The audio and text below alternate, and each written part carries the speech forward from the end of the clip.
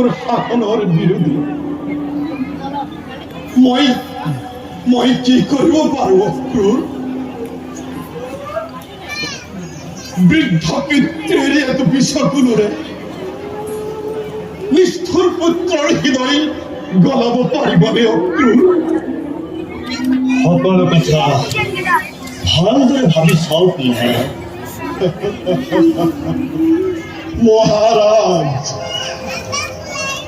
মহাৰাজ বুলি কৈ মোক লাজ দিয়া কিয়? মই যে আজি পুত্ৰৰ হাতত বন্দী।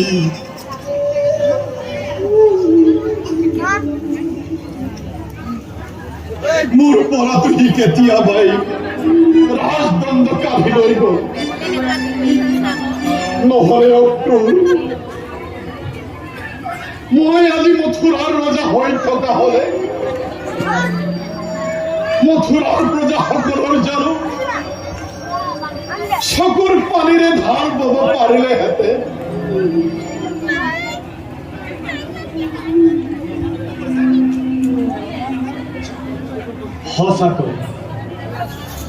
সঁচাকৈ মথুৰা আজি অৰাজক। কংসৰ কঠোৰ শাসনত মথুৰা বাকী আজি জৰ্জৰিত। যাদৱ সকলৰে নেতা বহুদেৱ আজি বন্দী।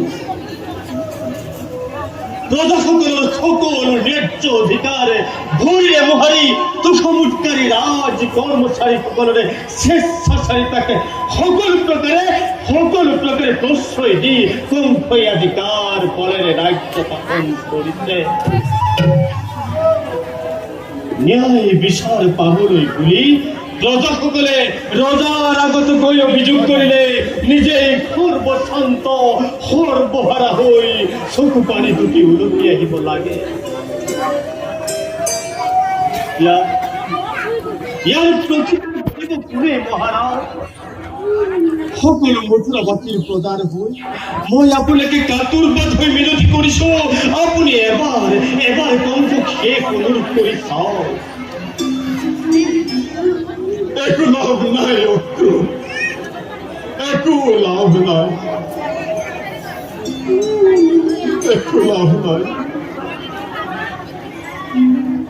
যদি আজি পিতৃৰ কথা পুত্ৰই শুনিলেহেঁতেন, যদি আজি প্ৰজাৰ নিবেদন ৰজাই কান্দিলেহেঁতেন, তেন্তে জানো উগ্ৰসেন বন্দীশালত বন্দী হব লাগে, নতুবা মহন্ত বক্তদেৱ শতভাগেৰে দৈপদী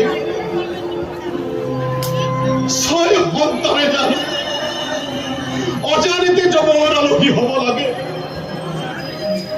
অক্ৰূৰ, আজি উগ্ৰসেনৰ অনুৰোধ এইটো সামান্য প্ৰহৰীয়েও ৰক্ষা নকৰে অক্ৰূৰ, সামান্য প্ৰহৰীয়েও ৰক্ষা নকৰে।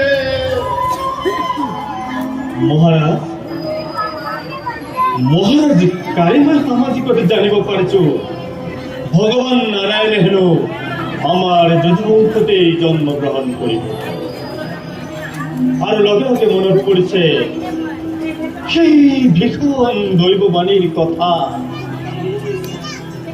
দৈববাণী সঁচা হোক অক্ৰূৰ,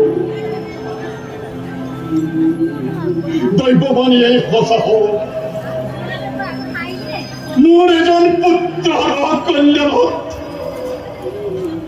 সহস্ৰ পুত্ৰৰ কল্যাণ হওক। মই ঈশ্বৰৰ ওচৰত তাকেই প্ৰাৰ্থনা কৰিছো অক্ৰূৰ, তাকেই প্ৰাৰ্থনা কৰিছো। মথুৰাবাসীৰ আজ দুৰ্ভাগ্য,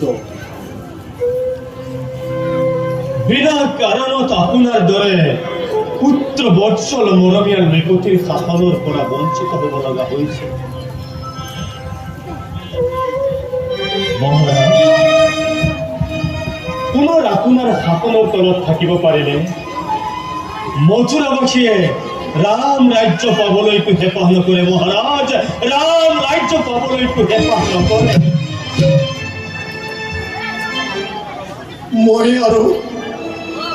মই আৰু জীয়াই থাকিবলৈ হেঁপাহ নকৰো। মোৰ নিমিত্তে মৃত্যুই শ্ৰেষ্ঠ।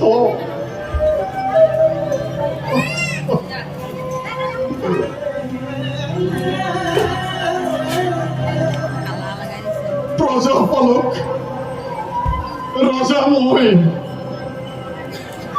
যদিও সিহঁতি তোৰ কথা, তথাপিও মোৰ চকুৰ আগত প্ৰজাসকলৰ যন্ত্ৰণা কিমান অসহ্য মই চকুৰে চাই থাকিব নোৱাৰো।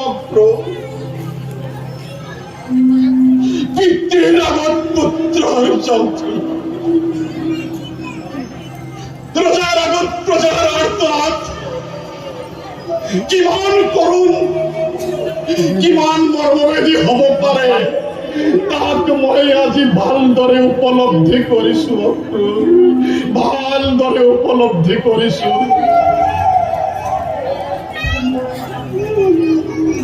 হওক হওক কংস মোৰ পুত্ৰ, তথাপিও বয়সৰ উৎপীড়ন নোহোৱা হলে তাৰ বিৰুদ্ধে সকলো অত্যাচাৰৰ বিৰুদ্ধে থিয় দিলোহেঁতেন। সিংহৰ দৰে গৰজি গুণাঙ্গাৰ পুত্ৰৰ বুকুত অধিক বহুৱাই দিলোহেঁতেন, অধিক বহুৱাই দিলোহেঁতেন। মহাৰাজ শান্ত হোক, মহাৰাজ শান্ত হোক। কিন্তু মই আজি সৌভাগ্যৰ পৰা বঞ্চিত, শিশুৰ দৰে অসহায় হৈ, ভীৰুতাৰ দৰে পৰাৰ বোজা হৈ মই আজি অতি হীনভাৱে ঘিণ লগা জীৱন যাপন কৰিছো, ঘিণ লগা জীৱন যাপন কৰিছো। নিয়তি মহাৰাজ, এ হৈছে নিয়তিৰ লীলা। কি মন্ত্ৰ আনিবলৈ আহিলা পুত্ৰ? তোমালোকে জীৱনলৈ নিজ ষড়যন্ত্ৰ কৰিছা। ই মানে অবিভক্ত কংসৰ কপালত সৌভাগ্যৰ পদুম ফুল ফুৰিব লাগিছে। তোমালোকৰ নিচিনাকৈ কংসৰ ৰাজন্তপুৰত স্বয়ং ৰাজলক্ষ্মী বন্দী। কংসৰ ভয়ত আজি স্বয়ং বিধাতায়ো অতি সাৱধানে বিধি লিপি প্ৰস্তুত কৰিবলৈ বাধ্য। মই মতালিৰ কথা শুনিব নিবিচাৰো কংস।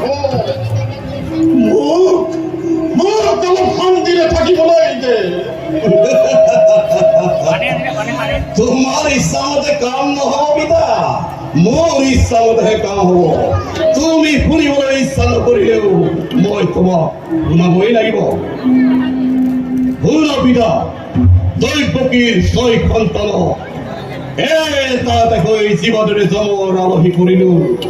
ঠিক সেইদৰে যিদিনাখন অষ্টম সন্তানটিকো ইহ জগতৰ পৰা বিদায় দিব পাৰিম, সেইদিনাহে মোৰ জীৱনৰ পূৰ্ণাহুতি। এই বহুদিন প্ৰায় সমাগত, কাৰণ দৈৱকী আসন্ন প্ৰসৱৰ কাল নিচেই বসুদেৱ দৈৱকীৰ দুখ কি কংস? কিহৰ দুখত তেওঁলোক বন্দী? কেৱল বন্দীয়েই নহয় পিতা, প্ৰহৰীৰ অতি সতৰ্ক দৃষ্টিত দুয়োজনে বৰ্তমান শৃংখলাবদ্ধ। কোনো চিন্তা নকৰিবা পিতা, কংসৰ প্ৰাণবৈৰী আগমনৰ উপলক্ষে যোগ্য আদৰ প্ৰাৰ্থনাৰ সকলো আয়োজন প্ৰায় সম্পূৰ্ণ। এই শুভদিন সুৰক্ষাৰ অপেক্ষাত শত সহস্ৰক্ষী, আনকি এই মথুৰা ৰাজ কংসয়ো বিনীত ৰজনী যাপন কৰিছে। মই এতিয়া যাওঁ পিতা তোমাক এই শুভ সংবাদ দিবলৈ আহিলো বলা কালগুটি বলা মহাৰাজ খুৰা আজিৰ পৰা তুমি মোৰ বিনা অনুমতি পিতাক কুমন্ত্ৰণা দিবলৈ এই কক্ষত প্ৰৱেশ নকৰিবা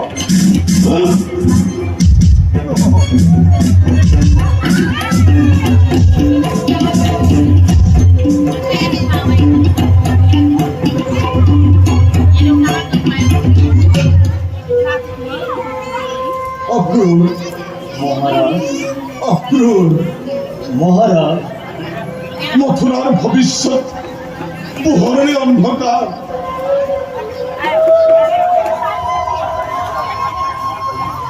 এই যে অতি কঠিন প্রশ্ন আশা করো পোহরেই হোক অক্রূর যদুবংশৰ আমাৰ পূৰ্বপুৰুষসকলে স্বৰ্গত থাকি আমাক এনেকৈ অভিশাপ দিব লাগেনে অক্ৰূৰ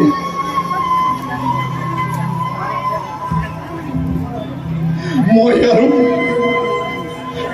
আৰু থিয় থাকিব নোৱাৰো অক্ৰূৰ মোক সৰ্যালৈ লৈ বলা অক্ৰূৰ মোক সৰ্যালৈ লৈ মনত